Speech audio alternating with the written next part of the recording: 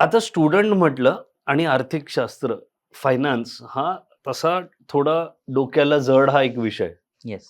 आणि तो ना शाळेत नीट शिकवला जातो. कॉलेजमध्ये पण सगळ्यांना शिकवला नाहीच जात. म्हणजे तुम्ही सायन्स आणि आर्ट्सचे जर स्ट्रीम बघितले तर त्याच्यात तर ह्याचं खूपच एकदम मिनिमम का नसल्या तर जमय. मग एवढं कठीण, डोक्याला मुंग्या विषय तुम्ही कसा त्याला एक फन, एक जो सेमिनार कारण तुम्ही जेव्हा सेमिनार घेता, लोकांपर्यंत पोहोचवता, त्याला इंटरेस्टिंग बनवणं, ह्यासाठी काय तुम्ही गोष्टी केल्या का त्या प्रोसेसला कसं रिफाईन केलं? सगळ्यात पहिले तर ही प्रोसेस समजावी लागली आम्हाला. हं, ठीक आहे. कारण फायनान्स हा वर्डच आल्यानंतर मटेरियलिस्टिक गोष्टी आपल्या डोळ्यासमोर येतात. हं, तर जर आपण परसेप्शन्सबद्दल बोलू, फॉर एक्झाम्पल आपल्याला तिथे ती एक बाई दिसते आहे. हं. तुम्ही खूप छान सेटअप केलं आहे. ग्रीन कलरची साडी घातलेली आहे. आता मला तो ग्रीन कलर दिसतो आहे. आता इथे जर डॉग आणि कॅट त्या कलरला पाहत आहे, तर त्यांना तो ग्रीन कलर नाही दिसेल. त्यांना तो ग्रे किंवा येलोइश टाइप्स दिसेल. करेक्ट. कारण आपले कलर रिसेप्टर्स वेगळे-वेगळे आहेत. हं, तर आपला जो एक्सपिरियन्स असतो त्याच्या हिशोबाने आपले परसेप्शन्स बनतात. हं. तर जी-जी-सी नेहमी एका थॉट प्रोसेसवर चालते, की आपल्याला आपले परसेप्शन स्ट्राँग करायला ते एक्सपिरियन्सेस घेणं खूप जरुरी आहे. ठीक आहे. तर आपण एक्सपिरियन्सेसच्या माध्यमातून मुलांना ती पद्धत शिकवण्यात जास्त बिलीव्ह करतो, ज्याच्याने ते प्रॅक्टिकल ओरिएंटेशन करू शकतात. ओके. काही एक्झाम्पल तुमच्याकडे असतील तर?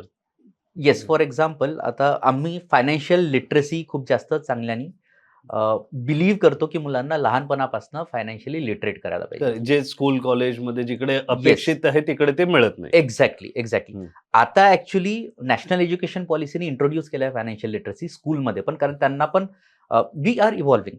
सगळ्यांना करेक्ट. इव्हॉल्युशनमुळे समजतंय, की काय आता नेसेसरी आहे. हं. आता जर मी एक नॉर्मल प्रश्न विचारला, की तुमच्या हिशोबाने इंडियामधला सगळ्यात बढिया फायनान्स मॅनेजर कोण आहे? नरेंद्र मोदी. कारण सध्या ओके. महाराष्ट्रात म्हटलं तर very Devendra strong personality. Fadnavis म्हणजे व्हेरी स्ट्राँग हं. पर्सनॅलिटी. पण आपण जर आता एका कॉमन मॅनच्या दृष्टिकोनातून पाहिलं, तर आपण जर आपल्या आईची आई हां, म्हणजे जर आईबद्दल तुम्ही बोललं तर तेवढं डायल डाउन करणार आहे तर आई किंवा वडील. घरी येस, जो फायनान्स बेसिकली येस. सांभाळतो प्रत्येकाच्या. तर आता मी माझा एक्सपिरियन्स हं, सांगतोय माझ्या आईसोबत. हं, हे एक्सपिरियन्सेस स्टुडंटसोबत शेअर केल्यानंतर त्यांना वाटतं, की हो, फायनान्स इतकं मटेरियलिस्टिक नाही आहे. हे आपल्या अवतीभोवतीच आहे. जसं कोणत्या पण महिन्यात असं पैशाची तंगी व्हायची, तर माझी आई मला असं कधीच नाही म्हणायची, की "बेटा, पैसे कमी आहे." ती मला म्हणायची, की "या महिन्यात आपण आहे की नाही सांभाळून पैसे खर्च करूया." हं, ते काय होतं, आता सीए बनल्यानंतर काय समजतं, कॉस्ट कटिंग शिकवत होती ती मला, राइट. हं. मी तिच्यासोबत जात होतो मार्केटमध्ये एका सब्जीवाल्याकडे, भाजीवाल्याकडे. भाजी विकत घेताना रेटचं निगोशिएशन करायची.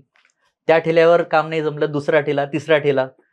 तर इथे मला समजत होतं, की ती वेंडरचं एनालिसिस करत आहे, कंपॅरेटिव्ह एनालिसिस करत आहे. हे सगळे फायनान्शियल टर्म्स आहे. हं, सगळ्यात बढिया गोष्ट, जेव्हा तिची बाजू आली, तर पूर्ण घराला घर पण देणारी स्वतःचा विचार सगळ्यात शेवटी करते. बरोबर. ॲज अ बिझनेसमॅन जर आपण असा विचार केला, की बिझनेसमधनं आपल्याला जितकी पण अर्निंग होत आहे, अगेन फायनान्सचा थॉट आहे हा. हं, जितकी पण अर्निंग होत आहे, ती बिझनेसमध्ये टाकली. 1-2% स्वतःसाठी ठेवलं, तर बिझनेस ऑब्व्हियसली ग्रो होणार. बरोबर. हे सगळं जेव्हा तुम्हाला आईकडनं शिकायला भेटत आहे, तर फायनान्स मटेरियल्सची कुठे झालं? फायनान्स हं, तर आपल्या अवतीभोवतीच आहे. इन्व्हेस्टमेंटबद्दल जर आपण बोलू, तर हं, मला नेहमी आठवतं माझे बाबा खूप मेहनत करून पैसे घरी आणायचे. आईला पैसे द्यायचे, की आता महिना तुला काढायचा आहे. हं. त्याच्यात स्कूल फीज आली, इलेक्ट्रिक बिल, वॉटर बिल सगळंच आलं.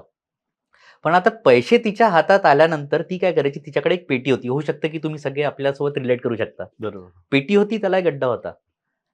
पैसे फॉर एक्झाम्पल ₹2000 दिले. हं. त्याच्यातले ₹100, ₹200, ₹500 पुंगळी करून त्या पेटीत टाकायची. पिगी बँक ज्याला पण पिगी म्हणतो, बँक पिगी म्हणू बँक. शकतो, आईची मोठी पेटी. पिगी हं, ठीक आहे.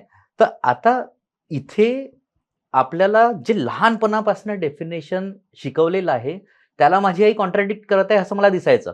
आपल्याला काय शिकवलं आहे? Income minus expense equal to savings. Savings.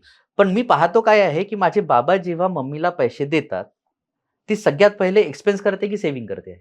ती सगळ्यात पहिले करत सेव्हिंग सेव्हिंग. आहे.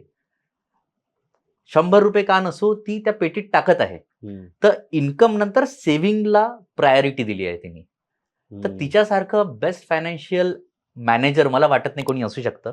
अजून हेच फायनान्सबद्दल आपल्याला मानसिकता चेंज करावी लागते.